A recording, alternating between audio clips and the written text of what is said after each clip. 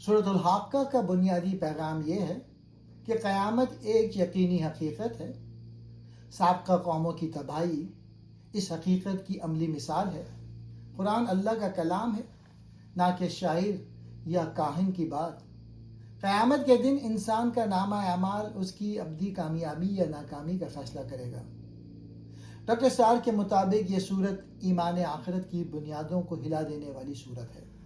آغاز قیامت کی ہولناکی. پہلا پوائنٹ، صورت 3 مرتبہ قیامت کو پکارتی ہے. وہ حقیقت جو ٹل نہیں سکتی. وہ حقیقت کیا ہے؟ تمہیں کیا معلوم وہ حقیقت کیا ہے؟ ڈاکٹر اسٹار کے مطابق یہ انداز شدت تاکید ہے، یعنی قیامت اتنی عظیم ہے کہ الفاظ اس کا احاطہ نہیں کر سکتے. دوسرا پوائنٹ، سابقہ قوموں کی تباہی. عملی ثبوت. سورت 3 بڑی قوموں کا ذکر کرتی ہے.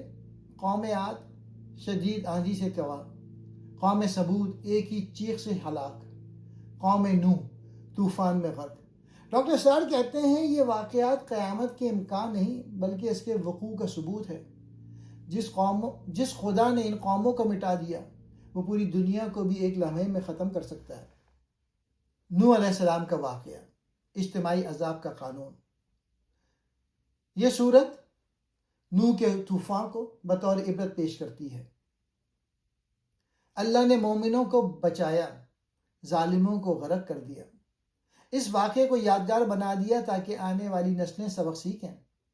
ڈاکٹر سار کے مطابق یہ آیتیں قانون مکافات عمل کی وضاحت ہیں. قومیں جب اجتماعی طور پہ بگڑ جائیں تو اجتماعی عذاب آتا ہے.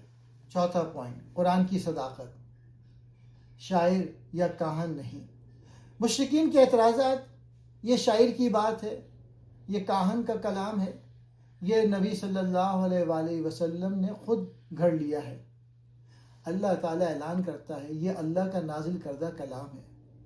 اگر نبی صلی اللہ علیہ وآلہ وسلم اس میں اپنی طرف سے کچھ شامل کرتے تو ہم ان کی رگ گردن کاٹ دیتے.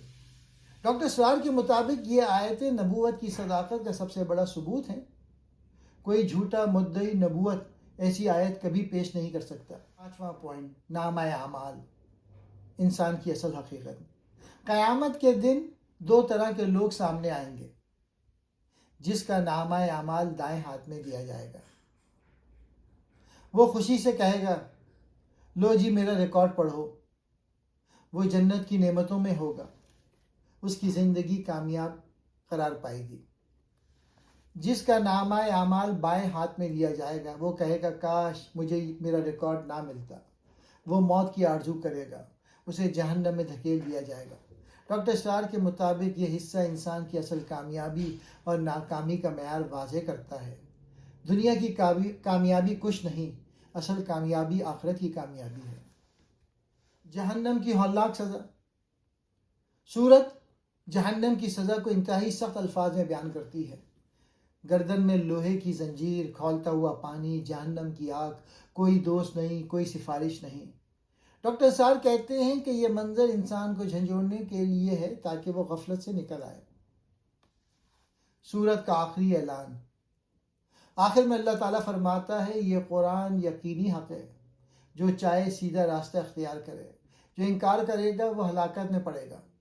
ڈاکٹر سار کے مطابق یہ سورت ایمان آخرت کی بنیادوں کو مضبوط کرنے کے لیے نازل ہوئی ہے.